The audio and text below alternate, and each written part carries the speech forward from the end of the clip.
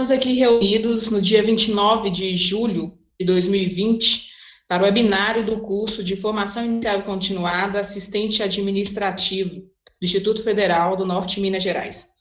Eu aproveito o ensejo aqui para agradecer o professor coordenador do curso, o professor Felipe, os professores mediadores e a vocês, alunos, que estão aqui na busca pela qualificação profissional.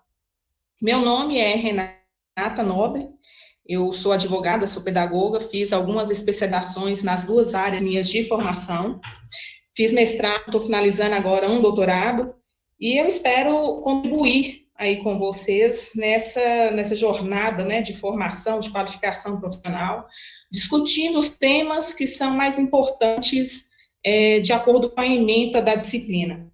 Essa aula está sendo gravada, esse webinar está sendo gravado, e posteriormente ele vai ser postado na página da disciplina. Então, vamos lá. A disciplina Ética e Trabalho, disciplina C. Nós vamos discutir alguns tópicos aqui hoje, os tópicos mais importantes, assim, né, que abarcam maior quantidade de conteúdo da disciplina, que é a abordagem conceitual da ética, a ética profissional, a abordagem do trabalho, a compreensão de conceitos básicos relacionados ao trabalho, e a qualificação profissional e o mercado de trabalho.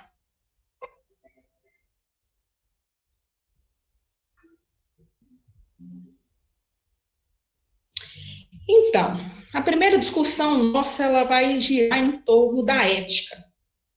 Quando eu falo ética, o que é ética?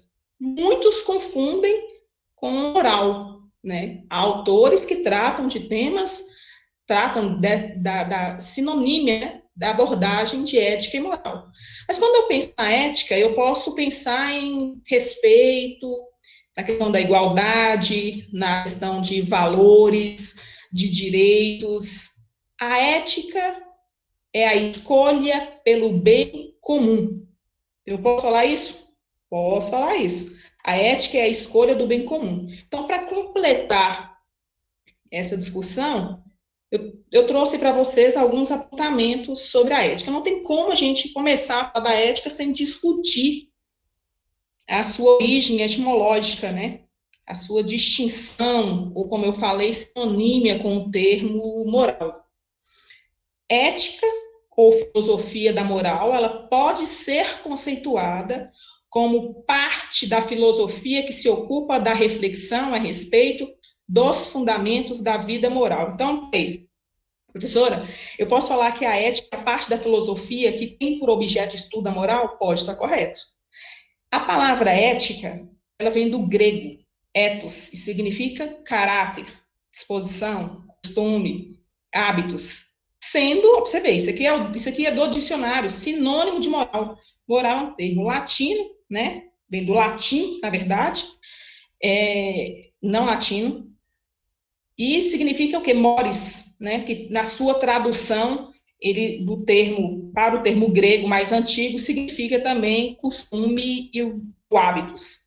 Né? Então, o ético, ele compreende, antes de tudo, as disposições do homem na vida, o seu caráter, seus costumes e, naturalmente, também a sua moral. Então, na realidade, poderia se traduzir como uma forma de vida no sentido preciso da palavra, isto é, diferenciando-se apenas da simples maneira de ser. Para completar, eu posso falar que a ética, ela vem se ocupar dessa reflexão filosófica relativa à conduta humana sob o prisma, né, dos atos morais. Eu posso falar isso? Posso.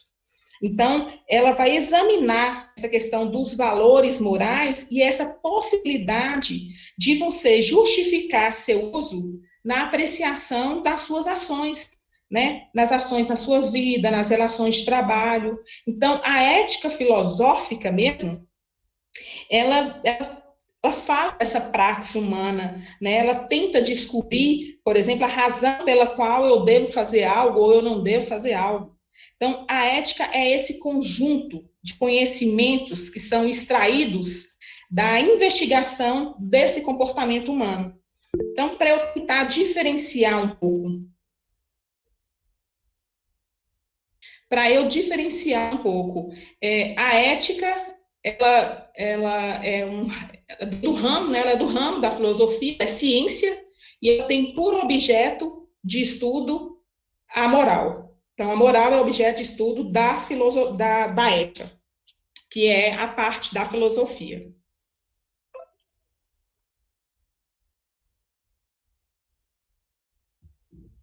Aí eu coloquei um desenhozinho para vocês. Tem gente que realmente tem a dúvida. Peraí, a ética, como é que eu faço essa diferença, professora? Ética e moral.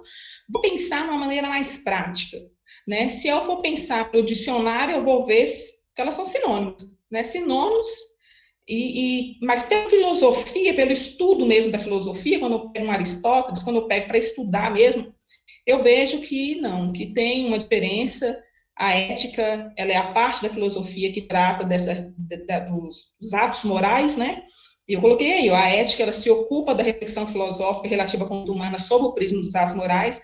Então, a ética, ela é mais relacionada com essa parte da reflexão, essa parte mais interna, digamos assim. E a moral, eu posso falar que ela está relacionada mais com essa parte prática. Coloquei aí, a ética é um conjunto de conhecimentos que são extraídos, eu acabei falando anteriormente, dessa investigação do comportamento humano, ao tentar explicar essas regras morais de uma forma racional e científica. Resumindo, ela é uma reflexão da moralidade. Então, a ética, ela significa realmente essa ciência da moral, né? Ela serve para conduzir essas ações do homem em sociedade. Vamos entender aqui um pouco agora da ética profissional. Professora, me explica eu estou com a dúvida. A ética profissional é diferente da ética que nós acabamos de estudar aqui? Não, não é diferente. A ética, por si só, trata dessa questão da conduta, dessa questão do comportamento. Quando a gente traz esse título, né, de ética profissional, eu estou levando essa ética para o meu setor, para o meu trabalho, para o meu espaço laboral. Então, quando eu penso em ética profissional, eu tenho que pensar na condição harmônica para que o trabalho flua, né? Eu posso falar que essa ética profissional é uma postura para contribuir com o trabalho em grupo. Posso falar isso? Pode. Ela apresenta características como honestidade, integridade, solidariedade, dentre outros. A ética profissional é o conjunto de normas éticas que formam a consciência do profissional e representam imperativos de sua conduta. Então, quando eu falo de ética profissional, é um tema extremamente importante aqui para vocês. Eu trouxe um tópico aí que é a formação profissional na sociedade moderna. A sociedade é produto de ações individuais e coletivas, todos nós sabemos, e a educação profissional necessita reconstruir seu papel e reencontrar o seu espaço na formação ética do profissional de um modo geral. Por quê? Então, vamos entender. Quando eu falo de formação profissional nessa sociedade moderna, nessa sociedade líquida, eu penso nessa questão das crises, né, da crise dos valores éticos. Então, eu penso que as pessoas, né, seja qual for a sua origem social, elas têm vivido sob um forte aspecto ético, né, que é disseminado na sociedade. Então, nós vamos constatar a valorização dos bens materiais e da obtenção, por exemplo, de recursos financeiros, em detrimento a fatores tipo a solidariedade e o respeito pelo outro. Então, é preciso que nós tenhamos uma mente bem aberta para compreender essa dimensão da ética, né, e a sua dinâmica no mundo, e como que as pessoas de diferentes culturas, elas estão tendo esse olhar, né, para essa complexidade que é o conceito da ética em si, e das suas implicações, inclusive, na própria formação profissional. Quando eu falo da formação profissional nessa sociedade moderna, eu posso garantir que a ética, ela é uma condição essencial, é uma condição primordial para os futuros profissionais. À vista que o quê? Que a ética, ela acontece no interior, né? Então, se verifica a partir do momento em que questionamos a ação ou conduta praticada ou aquela que nós queremos praticar. como uma maneira, por exemplo, de um controle interno, dando um exemplo aqui para vocês. Então, quando nós refletimos sobre essa ética profissional, nós temos que também pensar na questão da responsabilidade decorrente dessa postura, né? Então, é uma exigência? É uma exigência. Quer dizer, então, que se eu não cumprir com essas exigências, eu posso ser responsabilizado? Pode, civil, criminalmente, administrativamente, depende da situação específica. O que nós podemos perceber que nesse contexto, né, de capitalista, de geração de riqueza e de ambição do ser humano, muitas vezes esses valores são colocados em xeque, né? Então, as pessoas, apesar de não justificar, elas utilizam de posturas não éticas, né, para adquirir alguma vantagem, por exemplo. Então, a ética, ela tem que estar presente, né, numa esfera normativa e que tem que ser atingida via reflexão. As pessoas precisam de ter uma postura ética, seja na vida profissional, seja na vida normal, né, nessa vida no cotidiano. A questão da ética, ela tem que ser uma condição essencial do ser humano. A sociedade é produto das ações individuais e coletivas. Professora, a senhora afirmou isso, verdade. Por quê? Porque cada profissional, ele deve ter, desde a sua formação, essa capacidade de questionar e de revisar as suas ações constantemente. Então, nós temos aí, quando a gente pensa nessa ética profissional, eu vou pensar nos códigos, né? Nós temos os códigos de ética das profissões, que são chamados de códigos deontológicos, né? Que fazem parte de cada profissão.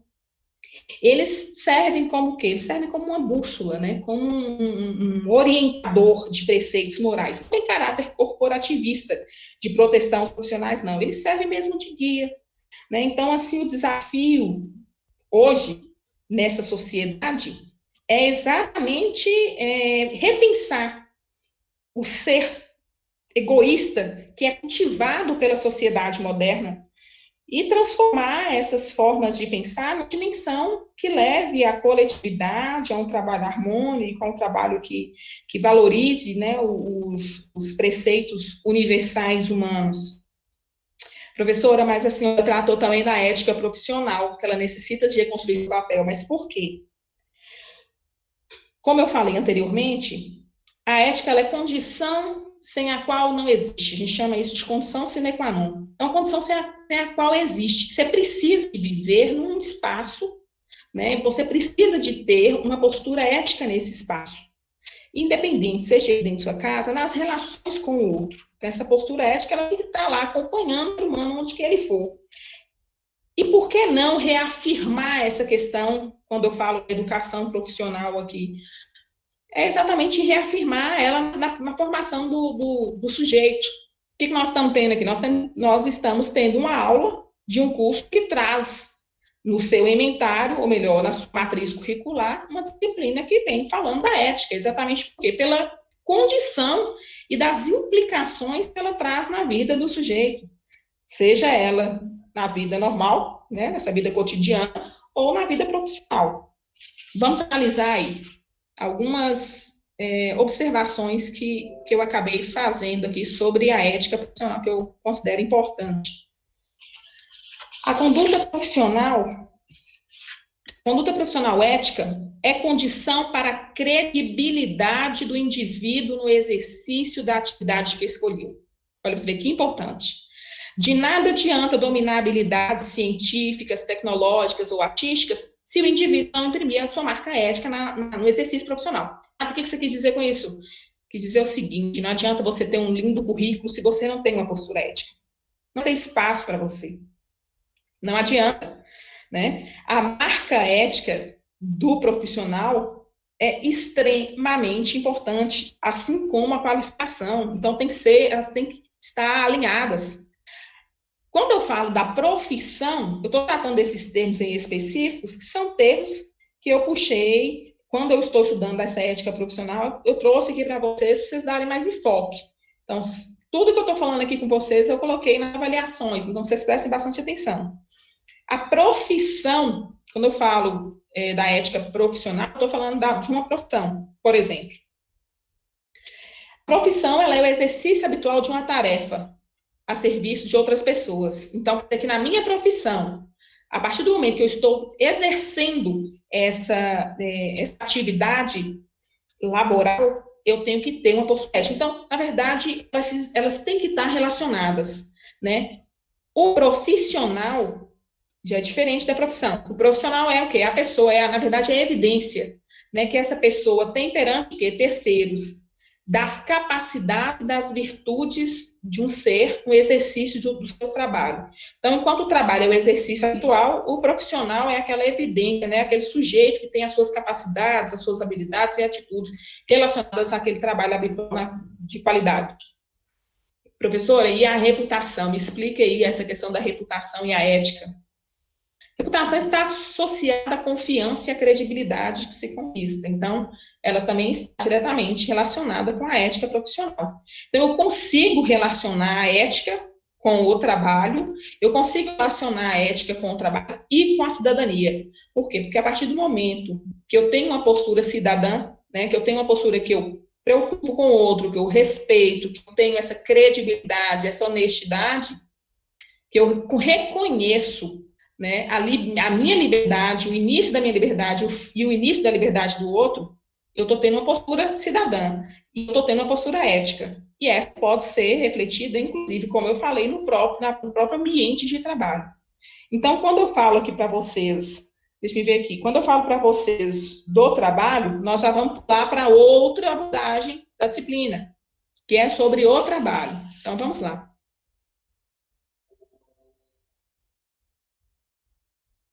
Abordagem sobre o trabalho. A disciplina, quando trouxe na ementa, essa temática do trabalho, ela vem falando das relações de trabalho, né? Do contrato de trabalho em específico. Então, assim, a abordagem que eu trouxe aqui para vocês do trabalho, dessa parte do direito do trabalho, que vai tratar essas relações, é uma abordagem que também está na avaliação de vocês. Então, se eu fiz esses apontamentos em específico aqui, vocês podem ficar mais atentos exatamente a isso, tá bom? Então, vamos lá.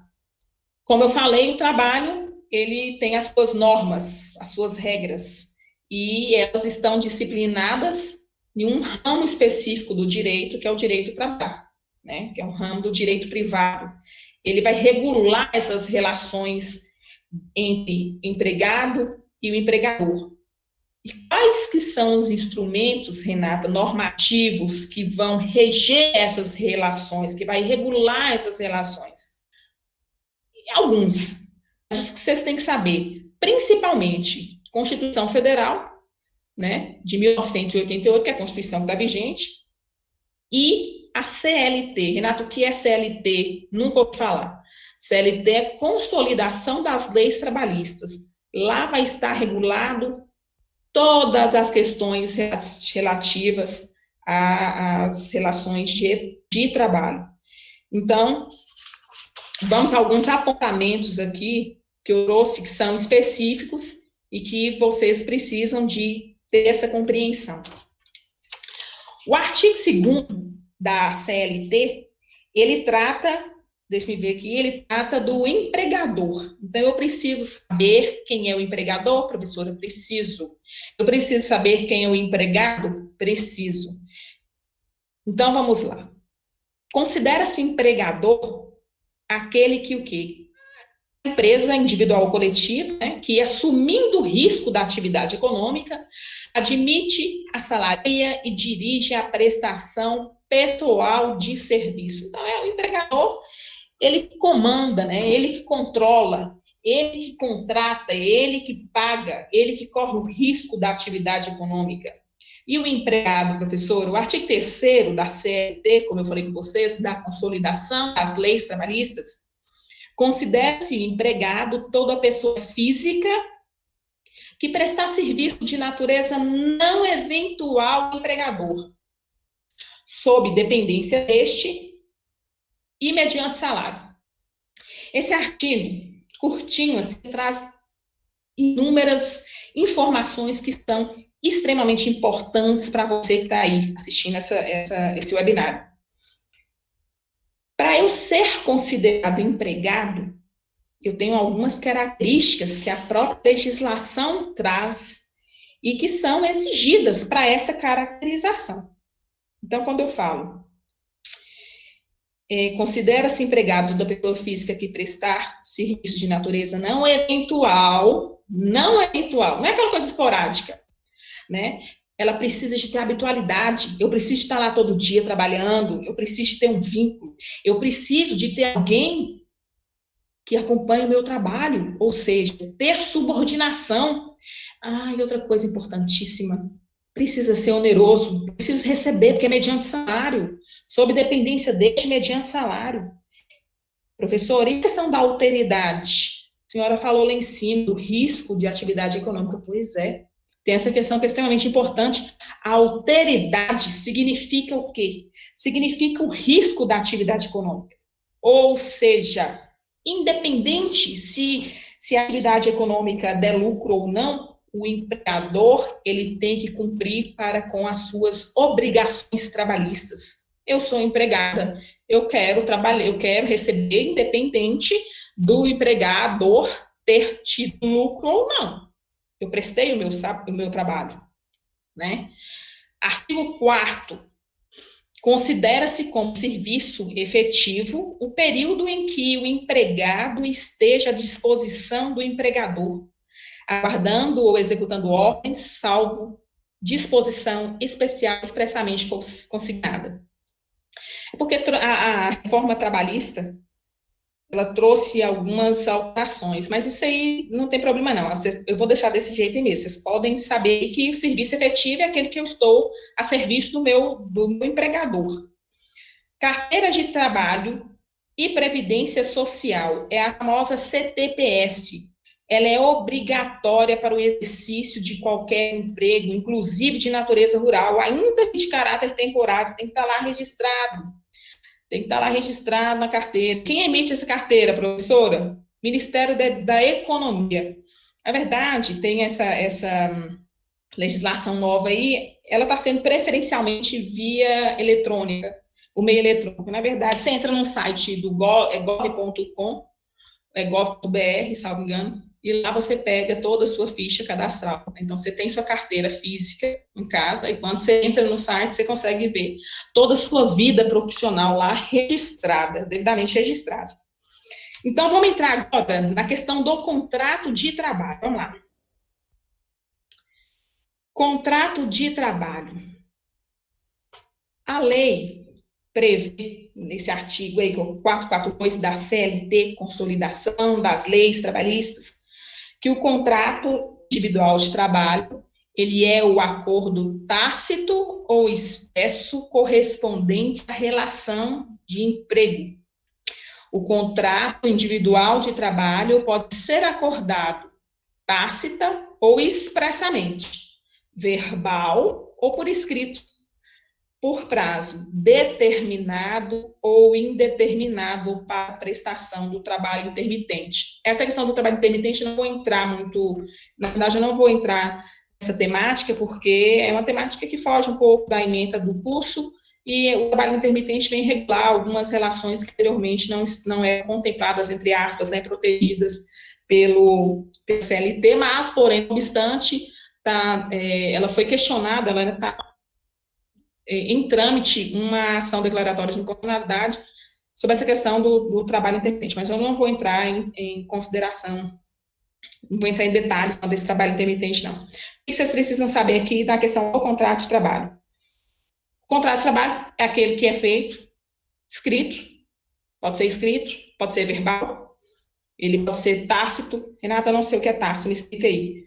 É aquele que sem as partes declarar, ele já traz em si uma característica, por exemplo, eu vou lá todo dia, eu trabalho todo dia, eu não tenho um contrato assinado, não, certinho, não, mas eu sem mencionar as intenções, eu vou agindo ao longo do tempo e vou criando aquele vínculo. Né? Então, assim, é uma coisa tácita, eu sei, você sabe, não está escrito, mas acontece. Então, vamos aos dois contratos por prazo, né, que é a questão do contrato por prazo determinado e indeterminado, que é o que eu quero que vocês saibam. das modalidades, na verdade, né, são muitas modalidades que traz a legislação, mas aqui em específico, nós vamos tratar do contrato por prazo indeterminado e o contrato por prazo determinado.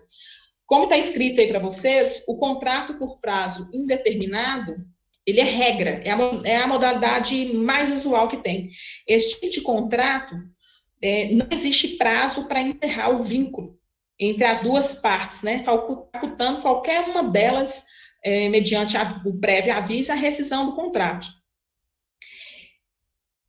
Mais usual, contrato por prazo indeterminado. Olha a questão boa aí, ó. Contrato por prazo determinado é diferente. Determinado, já está certo. Então, eu sei o dia que eu estou entrando, eu sei o dia que eu estou saindo antecipadamente.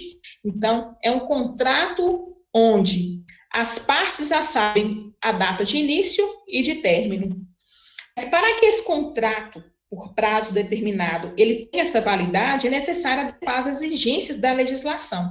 Então, esse contrato ele precisa ter essas determinações. Artigo 443, parágrafo 1º. Considera-se como prazo determinado o contrato de trabalho cuja vigência dependa de termo prefixado ou da execução de serviços especificados ou ainda da realização de certo acontecimento suscetível de previsão aproximada e só será válido, olha as condições, de serviço cuja natureza ou transitoriedade justifique a pré-determinação do prazo. O que isso quer dizer, professor? Eu não entendi. Aqueles serviços precisam de um tempo determinado para ser executado. Por exemplo, eu tenho uma previsão, eu trabalho com uma empresa e a minha empresa está precisando de instalar uma máquina, a máquina enorme e tal. Eu preciso de contratar as pessoas para trabalhar, para instalar essa máquina. Então, eu vou fazer um contrato de prazo por prazo determinado. Deixa as perguntas, Tahara, para o final. Eu estou quase terminando aqui, são 17 slides, eu estou no 11º. E aí, no final, a gente abre, tá bom? De atividades empresariais de caráter transitório. Professora, me explica um exemplo aí, porque eu não estou entendendo. Então, vamos lá. Aquelas atividades que a empresa exerce em determinadas épocas.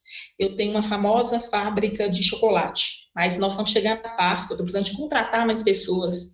Eu posso fazer um contrato por prazo determinado? Posso. Tranquilamente. Dia dos Namorados, eu vou contratar porque minha loja vai vender demais, eu tenho certeza disso, eu posso contratar prazo determinado? Posso fazer isso também. E nós temos também o contrato por prazo determinado, que é o contrato de experiência, né? Ele não pode exceder 90 dias, conforme previsto no artigo 445 da Consolidação das Leis Trabalhistas. Então, nós temos aí, tanto os serviços transitórios quanto as atividades empresariais transitórias, elas podem ser prorrogadas uma única vez, mas elas precisam de adequar o prazo máximo que está estipulado aí para vocês, né, de 2 anos. Já o contrato de experiência, que é o da letra C aí, mesmo sendo prorrogado uma única vez, ele não pode ultrapassar os 90 dias. Então, é importante destacar que o contrato de trabalho por prazo determinado, ele não garante ao trabalhador aviso prévio. Por quê? Porque ele já está sabendo o dia que ele vai sair. Deixa eu fechar aqui. Ele já está sabendo o dia que ele vai sair. Não tem direito à multa, 40% do FGTS, e também não tem direito a sacar o seguro-desemprego. Por quê? Porque ele não foi pego de surpresa, ele já sabia o dia que ele ia sair. Suspensão e interrupção de contrato. Tem diferença, professora? Tem. Então, vamos lá. Peraí, gente. Suspensão e interrupção. A suspensão do contrato, ela pode ser definida como situações onde o empregado ele deixa de prestar o serviço na empresa e esse período não é considerado tempo de trabalho. Então, ele também não recebe pela empresa. Tem exceções, não vamos entrar nas exceções, não, vamos entrar nos exemplos. Aposentadoria por invalidez. Tem a suspensão do tempo, né, esse período ele não vai ser considerado trabalhado e ele não vai receber pela empresa. Ele pode entrar lá, solicitar pelo INSS e receber, mas pela empresa ele não vai receber. O trabalho está suspenso. Cursos de qualificação profissional. Também não recebo. O tempo também é contado? Também não. Não é considerado tempo de trabalho. E a interrupção, professora, o nome interrupção, interrompeu rapidinho, mas até voltei, né? Então, a interrupção no contrato, ele acontece quando o funcionário ele deixa de trabalhar por um período, né? Ele não presta serviço, mas ainda assim recebe. Por exemplo, férias. Estou de férias. É o direito. Quer dizer que eu estou de férias, não vou receber, não vou querer tirar férias, nunca preciso de receber, né? Então, as férias é um dos exemplos, na verdade, da questão da interrupção do contrato de trabalho. Aqui eu fiz para vocês memorizarem. É uma dica, tá? Para memorizarem a questão. Na interrupção, inclui o salário e inclui a contagem de tempo de serviço. Na suspensão, é sem trabalho, sem salário, sem contagem de tempo de serviço. Eu acredito que dá aí para vocês lembrarem. Interrupção inclui suspensão, sem. E os benefícios, professor? Então, são benefícios que são assegurados ao empregado. Esses benefícios estão previstos tanto na CLT quanto na Constituição Federal, considerando que o trabalho ele é um direito social. Então, alguns benefícios são assegurados aos trabalhadores. Esses direitos, gente, só fazendo uma observação, eles passaram por um processo de transformação, de evolução com as constituições brasileiras, tá? Muitos desses direitos que nós temos hoje, aí, jornada de trabalho, salário mínimo, tal, recebimento DST, são situações, são direitos, né, benefícios, que foram, na verdade, que surgiram na Constituição de 1934. Então, assim, nós temos aí 7 constituições. 1934 foi a Constituição que trouxe a grande maioria desses direitos, desses benefícios segurados ao empregado. E eles conseguiram, né, se manter, né, a Constituição, nós tivemos a Constituição de 37, que ela suspendeu esse direito, na de 46, nós temos aí a retomada desses direitos, né, inclusive em 1943 com a CLT, e em 1967 nós temos ainda aqui no regime militar a permanência desses direitos, e nós temos aí o surgimento do FGTS, né, o Fundo de Garantia por Tempo de Serviço, e na Constituição de 1988 ratifica todos esses direitos e ainda acrescenta alguns.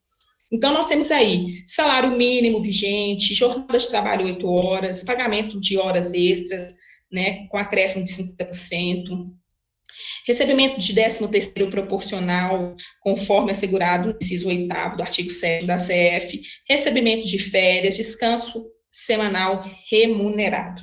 Deixa eu ver aqui, está. Então, agora nós vamos para a nossa terceira discussão e última discussão, que fala sobre a questão da qualificação profissional.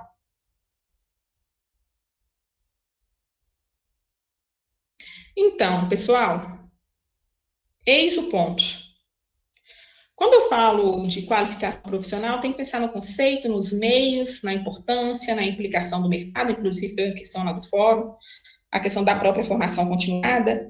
A qualificação profissional do trabalhador, ela se dá por meio dessa formação profissional com o objetivo de quê? De aprimorar minhas habilidades, de executar algumas funções, de ter algumas atitudes, algumas competências que são demandadas pelo mercado de trabalho, né, que se torna cada dia mais exigente.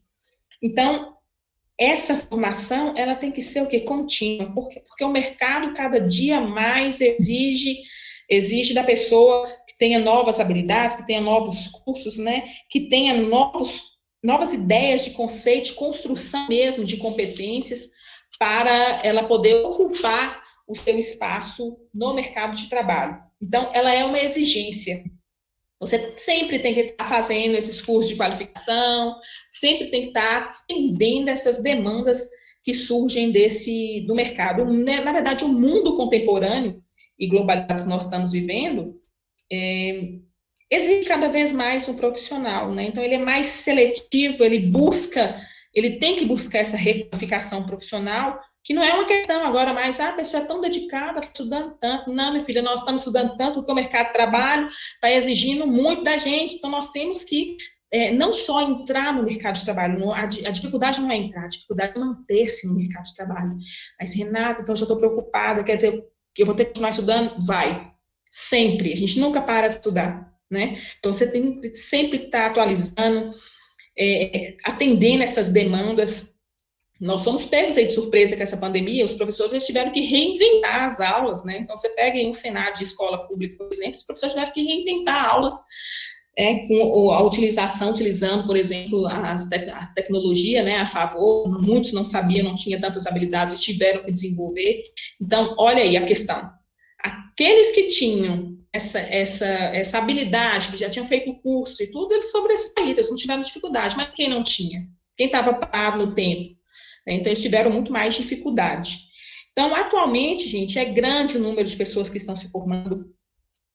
Você fala, mas não tem vaga para todo mundo? Tem sim, o mercado ele é seleto, ele procura por aqueles profissionais que são eticamente responsáveis, né, que têm uma conduta ilibada, aquelas pessoas que estão literalmente qualificadas, habilitadas e que tenham principalmente essa habilidade mesmo, né, de lidar, de trabalhar com o outro de forma colaborativa, de forma de pensar no grupo.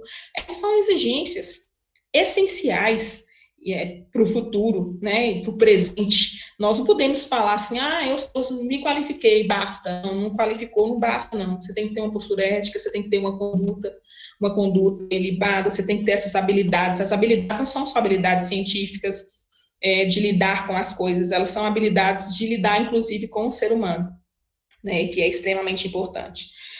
Ademais, qualquer experiência que nós temos, ela é gratificante e ela vai contar, literalmente, a favor no seu momento lá de análise, né, de qualificação ou de seleção para alguma vaga que vocês forem tentar. E as considerações aqui, professora, sobre a profissão? Tem como a senhora falar um pouco aí? Tem sim. A descrição do cargo, vocês fizeram o curso, vocês estão fazendo o curso, na verdade, fizeram a escolha pelo curso, sabendo quais são as atribuições do assistente financeiro, né? Então, ele vai auxiliar em todas as atividades da área financeira, do controle bancário, de contas, fluxo de caixa, cobrança, feituras de relatórios, investimentos, emissão de relatórios, de conta a pagar, lançamento de cheque, organização de documentos. Ele auxilia e monitora as atividades financeiras de uma empresa. Então, além de lidar com informações, às vezes, até sensíveis, né?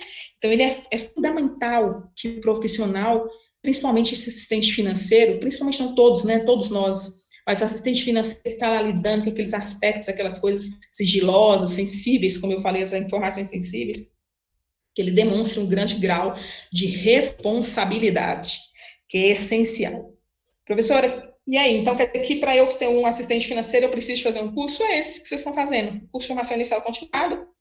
Ele lhe dá condições essenciais para que vocês possam exercer essa profissão. Eu desejo que vocês façam aproveito efetivo e prático dessa formação que vocês estão fazendo. Nenhum estudo ele é deixado, ele é feito em vão.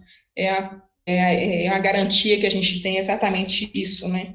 Que vocês aproveitem dessa formação e se postem com responsabilidade nesse mercado de trabalho cada vez mais seletivo, mais competitivo, mas que tem espaço para quem busca com honestidade e com responsabilidade o seu lugar. No mais, eu agradeço vocês e me coloco aí à disposição para as perguntas.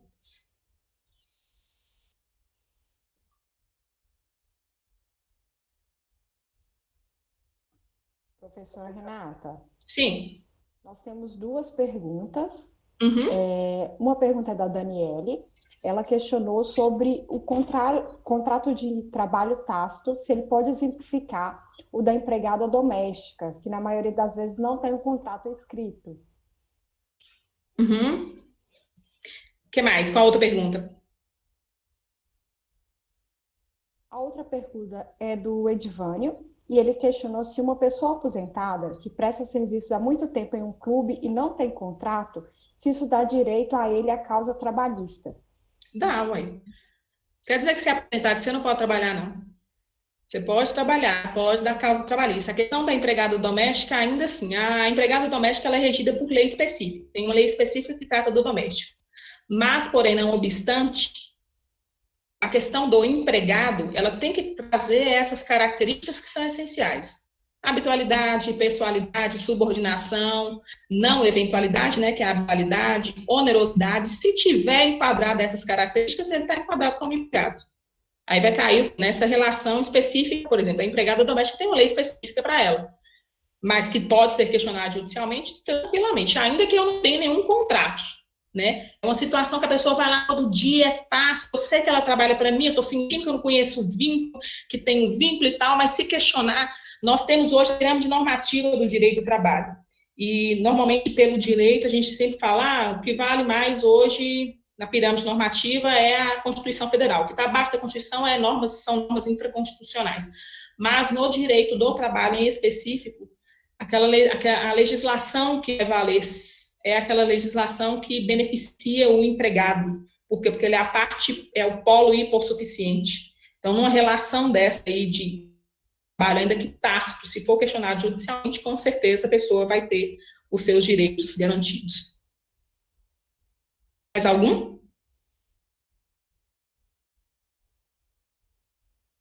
Então, gente, era isso. Muito obrigada. Eu espero que vocês tenham aproveitado aí bastante e façam uma ótima avaliação. Nós pedimos desculpa aí pelo atraso da disciplina, né, da abertura dos fóruns. Nós tivemos um problema de TI. Na verdade, de TI não. Nós tivemos um problema técnico e esses fóruns, essas atividades, elas foram todas prorrogadas para o dia 10, então os fóruns vão estar abertos. Nós acabamos falando aqui que a questão da ética, né, da ética profissional, dessa questão da vivência, que a gente tem que estar muito atento com essas coisas. Nós falamos também dessa questão da capacitação profissional, fiquem alertas, estudem, estejam sempre atentos, o mercado tem vaga, tem espaço de trabalho para todo mundo, você precisa somente estar qualificado. Então, assim, não parem de estudar. Eu falo por experiência própria, não parei de estudar, até hoje eu estou estudando, estou terminando o doutorado, já estou pensando no pós-doutorado, então vocês façam da mesma coisa. Uma coisa que ninguém vai tirar de vocês é o estudo e o conhecimento. Então, aproveitem do momento e façam dessa utilização prática para a vida de vocês. No mais, eu desejo boa sorte e desejo boa noite para todos vocês. Obrigada, Tahara, por ter acompanhado o estúdio também, e eu agradeço aí os elogios, que bom que vocês gostaram. Essa aula está sendo gravada, né, e ela vai estar disponível para quem não pôde assistir e quiser assistir antes das avaliações. Beleza? Tchau, tchau, gente.